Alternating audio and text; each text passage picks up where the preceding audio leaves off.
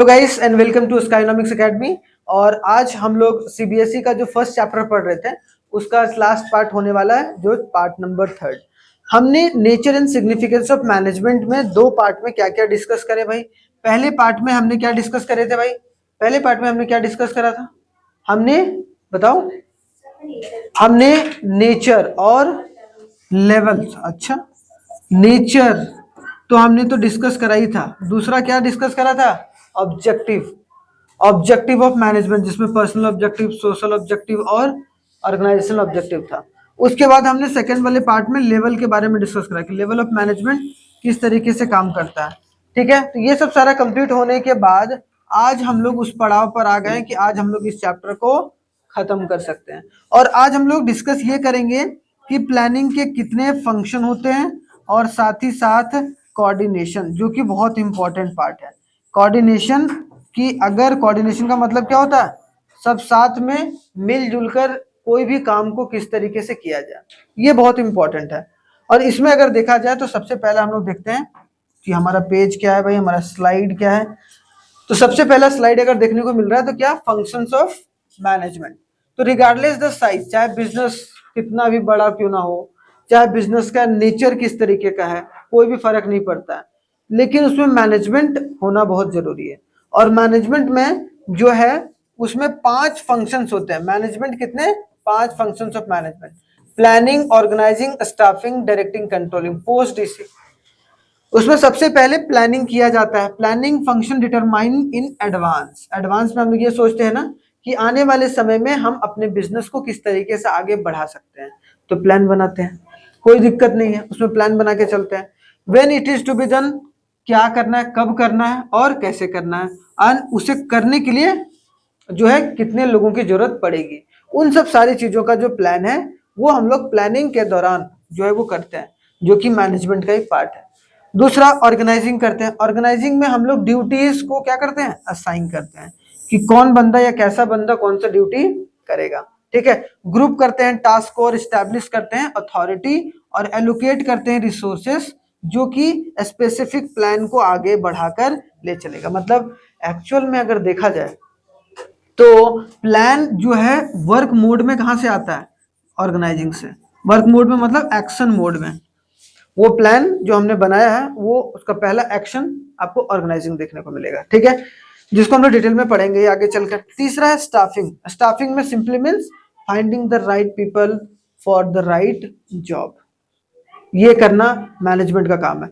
तो देखो, हर का ना एक एक जो कीवर्ड है वो याद रखना है। जैसे हमें यहाँ पर है इन एडवांस की, anything which determine in advance. ठीक है, जो कि क्या कि what is to be done, when it is to be done, and who is to do it, कौन इस काम को करेगा। दूसरा हो गया असाइनिंग ड्यूटीज, ग्रुपिंग टास्क, वो सब सारा काम ऑर्गेनाइजिंग में हो रहा है। तीसरा हो रहा है कि finding right people for the right job. ये वाला कीवर्ड किसके लिए हो गया? स्टाफिंग के लिए। क्लियर हो गया यहाँ तक? तो तीसरा। अब आगे आते हैं हम लोग चौथा, जो कि क्या है भाई? डायरेक्शन। अब डायरेक्शन में क्या होता है, कोई बताएगा?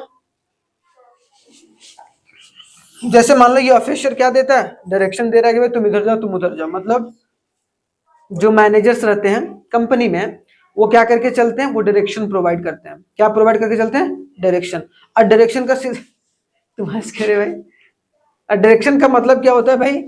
Once the employees are appointed, एक बार एम्प्लॉय जो है वो अपॉइंट हो गया, इसलिए be serious boy like a gentleman.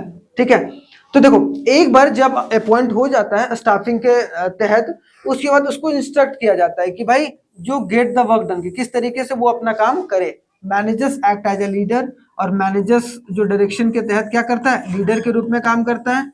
और लीडर के अंदर जितने भी सारे लोग जो होते हैं वो उनको मोटिवेट करता है। कौन मोटिवेट करता है? मैनेजर। मैनेजर जो कि लीडर है, सुपरवाइज करता है, मोटिवेट करता है, कम्युनिकेट करता है और लीडरशिप स्टाइल दिखाता है, जिसमें अलग अलग तरीके से हम लोग लीडरशिप स्टाइल को भी देखकर चलेंगे। ठीक है, तो इसका मतलब डायरेक्शन क्या होता है? Directing initiates action. यहाँ भी एक अलग तरीके का स्टाफिंग करने के बाद जो है वो एक एक्शन को इनिशिएट करने का काम रहता है। वहां रहता है प्लानिंग के बाद जो सबसे पहला काम ऑर्गेनाइजिंग।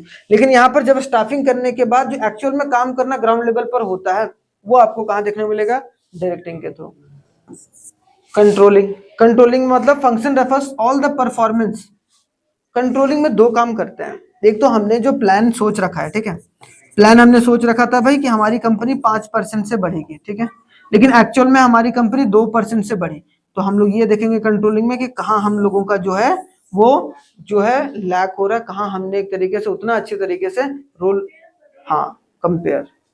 कंट्रोलिंग में एक्चुअल रिजल्ट को हमने जो प्लान्ड सोचा था उनके बीच का जो एनालिसिस है वो करते हैं कंट्रोल, ताकि आगे चलकर हम जब प्लान बनाएं तो उन मिस्टेक्स को फिर से सुधार पाए, ठीक है। तो बस यहाँ पर to keep the actual performance on the path of plan, ठीक है, फॉलो अप एक्शन तैयार करके चलते हैं कि अगर कुछ गड़बड़ी हो गई तो उसको आगे कैसे लेके चले। तो ये 5 होते हैं जिसको हम लोग आगे आराम से पढ़ेंगे। लेकिन आप समझो यहाँ पर समझने वाली बात है कि हमने प्लानिंग कर लिया भाई, हमने ऑर्गेनाइजिंग कर लिया, हमने स्टाफिंग कर लिया, हमने डायरेक्टिंग कर लिया, हमने कंट्रोलिंग। अब इन अगर सबको जोड़कर अगर नहीं चला जाएगा तो क्या एक बिजनेस ग्रो कर पाएगा? नहीं। मतलब सबको क्या करना पड़ेगा हमको? जोड़, मतलब हर एक जगह जो भी एम्प्लॉयज बैठे हुए हैं, एम्प्लॉयर है, वो सबको कोऑर्डिनेट करके चलना पड़ेगा। इसीलिए लास्ट टॉपिक जो इसका कोऑर्डिनेशन है वो अपने आप में ही एक इंपॉर्टेंट टॉपिक बन जाता है। क्या है कोऑर्डिनेशन? कोऑर्डिनेशन का मतलब क्या होता है? The process of synchronising the activities of different department, कि बहुत सारे डिपार्टमेंट को अगर हम लोग एक साथ जोड़ दें ताकि सारे लोग एक कॉमन गोल के लिए काम करें। कि किसके लिए काम करें? कॉमन गोल हो जाए या फिर ऑब्जेक्टिव हो जाए, कॉमन गोल या फिर ऑब्जेक्टिव, तो उसको हम लोग क्या बोलेंगे? और कोऑर्डिनेशन। तो कोऑर्डिनेशन एक प्रोसेस है जहां पर हम सिंक्रोनाइज सारे एक्टिविटीज को, किसकी एक्टिविटीज को? डिपार्टमेंट की एक्टिविटीज को एक साथ लाते हैं ताकि हमारा ऑर्गेनाइजेशनल गोल या ऑर्गेनाइजेशनल ऑब्जेक्टिव, हाँ क्या, हाँ सिंक्रोनाइज मतलब सबको साथ में लाना, हर जगह सारे डिपार्टमेंट को साथ में लाना। Every manager has to perform 5 basic functions, 5 functions करने होते हैं, ठीक है, and these functions are linked with the synchronising of by the concept called coordination. ये सारे अब सारे अलग अलग अपनी प्लानिंग करते हैं, अपनी अपनी ऑर्गेनाइजिंग करते हैं, अपने अपने लोगों को चुनते हैं, फिर एक तरीके से सारे डिपार्टमेंट चीजों को साथ में कोऑर्डिनेट करके चलना चाहिए, तभी एक बिजनेस ग्रो कर पाएगा। बिना कोऑर्डिनेशन का तो बात, मैं कुछ राम बोल रहा हूँ, वो बोल रहा है श्याम, मैं बोल रहा हूँ ऐसे काम होना चाहिए, वो बोल रहा है ऐसे काम नहीं होना चाहिए। मान लो ऐसे करके समझो कि प्रोडक्शन का डिपार्टमेंट बहुत अच्छे तरीके से काम कर रहा है, लेकिन प्रोडक्शन वाला जो डिपार्टमेंट है ना वो सेल्स वाले डिपार्टमेंट के साथ जो है रूठा पड़ा है, वो दोनों साथ में कोऑर्डिनेट नहीं कर रहा है, तो क्या ये कंपनी के लिए फायदा होगा? क्या कभी नहीं होगा। तो सिंपल सी बात है भाई कि अगर एक फैमिली को चलाना है या एक परिवार को आगे बढ़ाना है तो उसमें सारे जितने भी परिवार हैं उनको साथ में बढ़ना पड़ेगा। अगर साथ में आकर नहीं बढ़ेंगे, सब सोचेंगे मैं करूंगा, ये करूंगा, वो करूंगा, तो फैमिली कभी भी इकट्ठा नहीं रह सकता है, मतलब वो फिर न्यूक्लियर हो जाएंगे, फिर वो कंपनी टूट जाती है, जिससे दोस्ती होता है, ठीक है। तो यहाँ पर क्या बोला गया? इन एब्सेंस, अगर कोऑर्डिनेशन एब्सेंट है, अगर मान लो कोई कंपनी में कोऑर्डिनेशन हो ही नहीं रहा है, ठीक है, नहीं है, तो वहां पर कियोस होगा, लड़ाई झगड़ा होगा, कंफ्यूजन होगा, कंफ्यूजन ही कंफ्यूजन है, सॉल्यूशन का पता नहीं। ये तो देखे ही होगे तुम लोग 3 इडियट, ठीक है। तो ये कॉन्सेप्ट मतलब अगर कोऑर्डिनेशन नहीं है तो कियोस होगा। जैसे मान लो कि हस्बैंड और वाइफ में क्या है? कोऑर्डिनेशन नहीं है, ना ना तो उसका बात इसे समझ में आ रहा, ना तो इसका बात उसको समझ में आ रहा है, मतलब आपस में दोनों लड़ झगड़ेंगे, मर लेंगे, ठीक है, एक बेलन और एक दूसरा जूता होता फेंक के मारेगा एक दूसरे को। तो जो भी हो तुम लोग ऐसा मत करना, तुम लोग अच्छे सभ्य व्यक्ति हो, मुझे विश्वास है कि एक दिन अच्छा है। हाँ, मैं कोऑर्डिनेशन बना के रखता हूँ, अगर ऐसा कुछ नौबत आता है तो मैं चुप हो जाता हूँ, तो उससे क्या होता है? शांति, शांति। गुस्सा आता है तो देखो, गुस्सा तो किसको नहीं आता है, गुस्सा आता है, लेकिन थोड़ा बहुत गुस्सा करना, शांत होना, वही तो एक जीवन का पूरा सार है कि नहीं? ठीक है, अब देखो एसेंस, एसेंस का मतलब क्या? निष्कर्ष मैनेजमेंट का, समझो इधर। Essence of management, coordination brings, coordination brings unity. Coordination क्या लाता है भाई? Unity and unity of actions, और साथ ही साथ integrate different activities of organisation, ठीक है। दूसरा पॉइंट,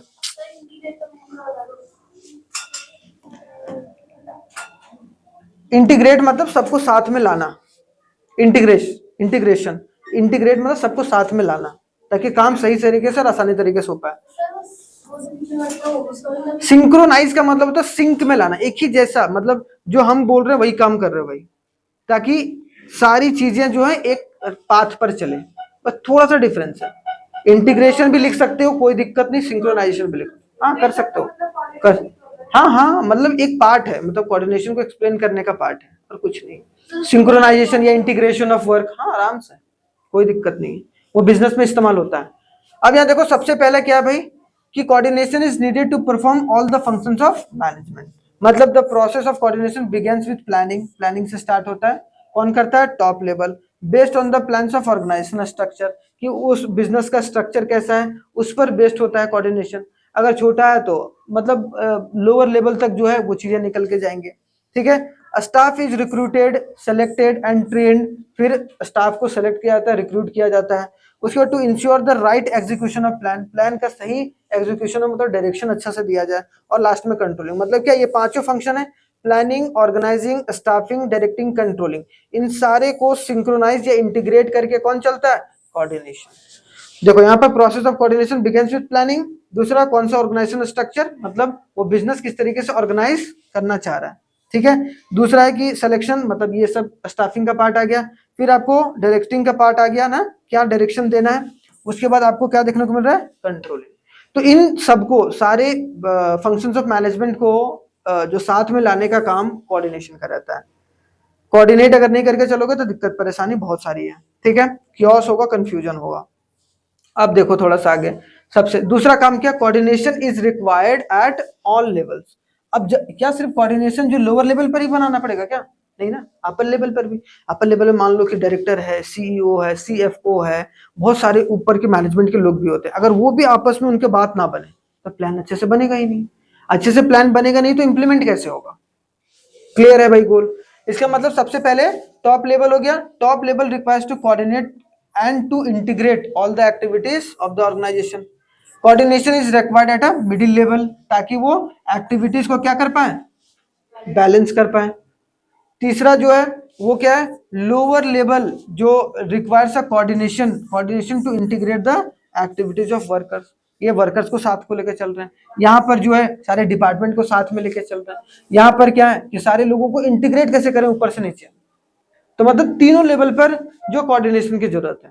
ऐसा नहीं बोल सकते कि कोऑर्डिनेशन एक तरफा जो होता है, वो दोनों तरफ से करना पड़ता है, या फिर बोला जाए तीनों लेवल पर करने होते हैं। अगर एक जगह भी मिसिंग है तो ऑर्गेनाइजेशन में कहीं ना कहीं जो लूप होल है वो रह जाएगा। मतलब यहाँ कोऑर्डिनेट कर लिए, यहाँ पर कोऑर्डिनेशन कर ही नहीं रहे हो, तो वर्कर्स दंगा फसाद पे उड़ा, मतलब मान लो कि उसका अगर महीने का तनख्वाह बढ़ाना है, वेजेस बढ़ाना है, उसके लिए कुछ प्रोटेस्ट कर रहा है। अब उसके साथ ना हम कोई बात नहीं कर रहे हैं, कुछ नहीं कर रहे हैं, तो वो लोग छोड़ के चला जाएगा। उसकी वजह से आपके बिजनेस में क्योस आ जाएंगे, आपके बिजनेस उतने अच्छे तरीके से ग्रो नहीं कर पाएंगे, क्योंकि आपको फिर से उतने समय के लिए आपको प्रोडक्शन हॉल्ट पर डालना पड़ेगा।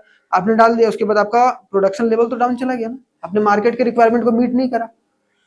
तो आपको हर एक लेवल पर करके चलना, इसीलिए हमें कोऑर्डिनेशन की जरूरत है, ठीक है। पहली चीज क्या समझ में है कि कोऑर्डिनेशन की इसलिए जरूरत है ताकि हम पांचों लेवल ऑफ पांचों फंक्शंस ऑफ मैनेजमेंट को साथ में लेके चलें।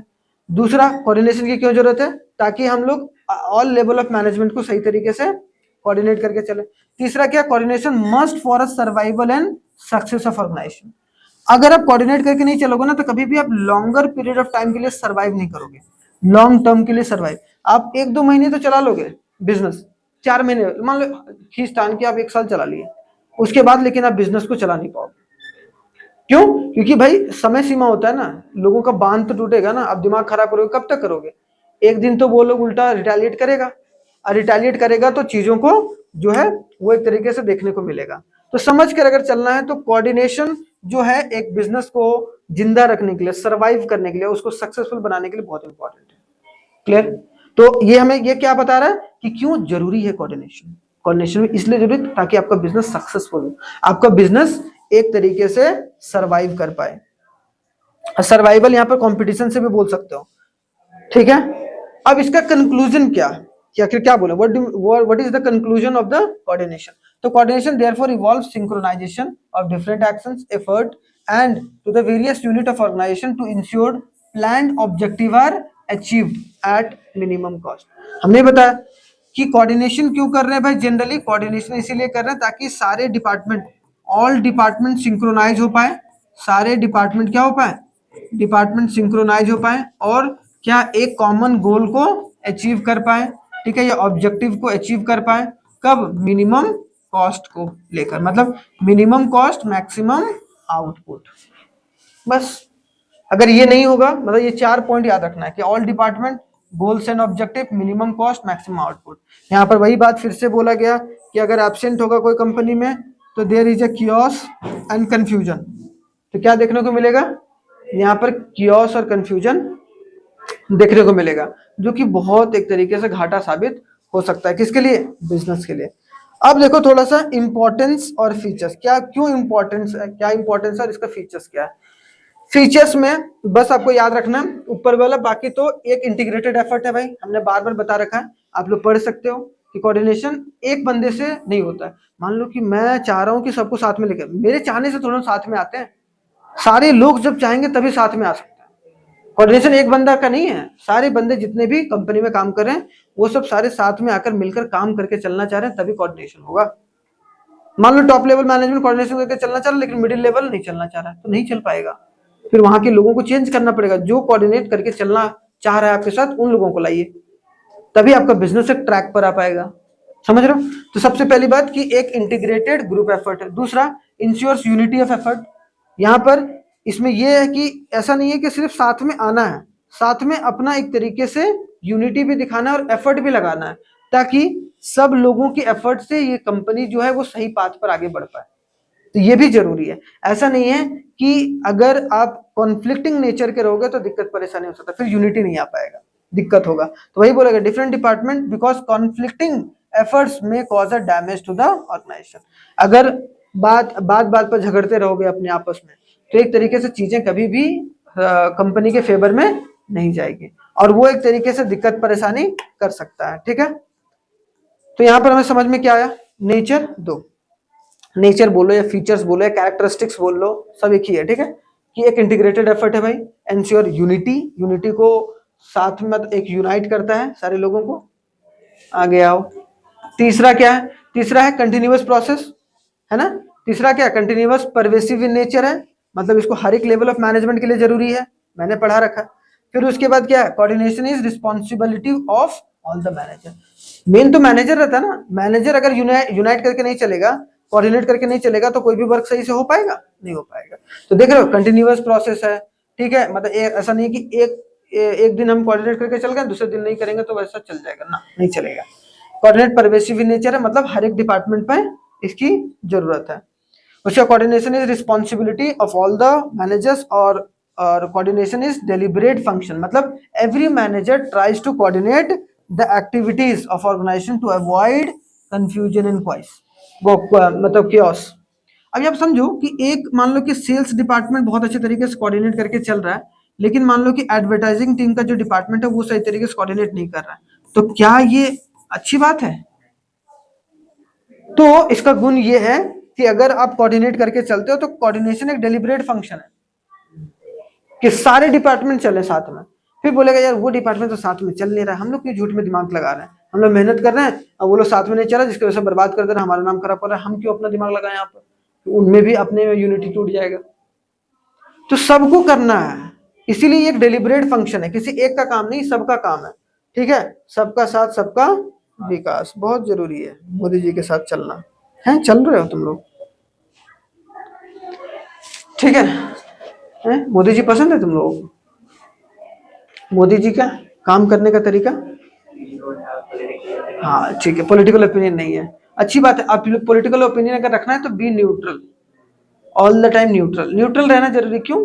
क्योंकि भाई अब एक इंसान बहुत अच्छा नहीं हो सकता है हमेशा हर चीज में, और एक इंसान हमेशा खराब भी नहीं हो सकता। मतलब ये कहीं ना कहीं बैलेंस्ड तरीके से अपना अप्रोच हमेशा कोई भी इंसान के लिए रखना चाहिए। राहुल गांधी के मामले में भी आपको बैलेंस जो है विचार रखने पड़ेंगे, तभी आप पॉलिटिकली एक फिट इंसान हमारे भारत में कहलाएंगे। ठीक है, चलो चाहे कुछ भी है रहने दो। अब आते हैं इंपॉर्टेंस, हमें समझ में आ गया फीचर्स, गुण समझ में आ गया, परवेसिव नेचर है भाई, कंटिन्यूअस प्रोसेस है, वो यूनिटी प्रोवाइड करता है, वो डेलिब्रेट फंक्शन है, सारे मैनेजर्स की रिस्पॉन्सिबिलिटी होती है कि कोऑर्डिनेशन को फॉलो करके चले, वो सब सारी चीजें।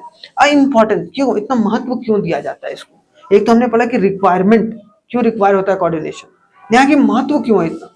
सबसे पहले क्या है? ग्रोथ। अगर आपको बिजनेस को ग्रोथ करना है, ठीक है, तो आपको क्या करना पड़ेगा भाई, कोऑर्डिनेशन करके चलना। मान लो कि आप अपने एम्प्लॉयज, मान लो कि पहले 5 लोग काम कर रहे थे, अब आपकी कंपनी में 50 लोग काम कर रहे हैं, तो कोऑर्डिनेशन पहले से ज्यादा करना पड़ेगा या कम करना पड़ेगा, ज्यादा करना पड़ेगा। तो अगर आपकी अपनी कंपनी को बढ़ाना है साइज में, तो आपको कोऑर्डिनेशन का लेवल भी बढ़ाते चलना पड़ेगा, इसीलिए इंपॉर्टेंट है कोऑर्डिनेशन। ठीक है। Functional differentiation, functions of organization are divided into departments, divisions and sections। तो भाई ये सारे डिपार्टमेंट अगर साथ में मिलकर नहीं काम करेंगे तो कंपनी का ऑब्जेक्टिव कैसे पूरा होगा, इसलिए कोऑर्डिनेशन इंपॉर्टेंट है। ठीक है। दूसरा स्पेशलाइजेशन, कि modern organisation is characterised by the high degree of, सारी चीजों में स्पेशलिस्ट लोगों को रखा जाता है ताकि ऑर्गेनाइजेशन का काम स्मूथली हो सके और एक अच्छा रिजल्टेंट, ताकि हम कंपटीशन से आगे बढ़ पाए। और वो तभी संभव है, आपकी स्पेशलिस्ट तभी संभव है जब आपका कोऑर्डिनेशन बहुत अच्छा है, नहीं तो फिर क्या होगा, उसका कोई महत्व ही नहीं रह जाएगा। मान लो आपने बहुत स्पेशलिस्ट बनाया कि भाई जिसने प्रोडक्ट का डिजाइन, उसमें जो इंग्रेडिएंट्स है वो बहुत शानदार तरीके से बनाया, लेकिन आपका कंपनी में जितने लोग हैं एडवर्टाइजिंग का, सेल्स डिपार्टमेंट में, वो कोऑर्डिनेट करके चल ही नहीं रहे हैं, वो जो आप बात बता रहे हैं वो आप कस्टमर को बता ही नहीं रहा है, तो इसका मतलब गैप हो गया, कोऑर्डिनेशन नहीं हो रहा है, तो फायदा क्या हो गया। कोऑर्डिनेशन करना इसलिए इंपॉर्टेंट है ताकि स्पेशलाइजेशन को हम लोग फोकस कर पाए, ताकि स्पेशलाइजेशन को हम आगे ले जा पाए, ताकि वो एक तरीके से मार्केट में चीजों को अगर स्पेशलाइजेशन के थ्रू लाया जाए तो वो ज्यादा अच्छा होगा। ठीक है। तीसरा हो गया। चौथा हो गया कौन हमारा, खत्म। अरे भाई अब देखो, तो यहाँ पर देख रहे हो चैप्टर आपके 3 पार्ट में लगभग आपको 50-75 मिनट में कंप्लीट है, मतलब टोटल आपको 1.5 घंटे में ये चैप्टर कंप्लीट है अगर पूरा थॉरली सुनोगे तो। ऐप पर भी उपलब्ध है, यूट्यूब पर भी उपलब्ध है। ठीक है। तो आप लोग जाके शानदार तरीके से देख सकते हैं। धन्यवाद, जय हिंद। मिलते हैं नेक्स्ट क्लास में, जो कि हमारा प्रिंसिपल्स ऑफ मैनेजमेंट होगा। तो कल हमारा प्रिंसिपल्स ऑफ मैनेजमेंट होगा, वहां शुरू करेंगे। जैसे ही प्रिंसिपल ऑफ मैनेजमेंट खत्म हो जाएगा, इंडियन इकोनॉमी की तरफ चलेंगे और इंडियन इकोनॉमी का पहला 3 चैप्टर कंप्लीट करने की कोशिश करेंगे। 1947 में स्थिति क्या थी, 1947 से 1990 की स्थिति क्या थी, और 1991 में एलपीजी रिफॉर्म कैसे हुआ था, मतलब इन तीनों चैप्टर को कवर करेंगे। उसके बाद फिर से हम लोग मैक्रो की तरफ चलेंगे। ठीक है। तब तक आप लोग अपना बहुत बहुत ख्याल रखिए। धन्यवाद, थैंक यू, जय हिंद। आप लोग अच्छे से पढ़ते रहिए और एग्जाम पर जरूर फोकस करिए। धन्यवाद।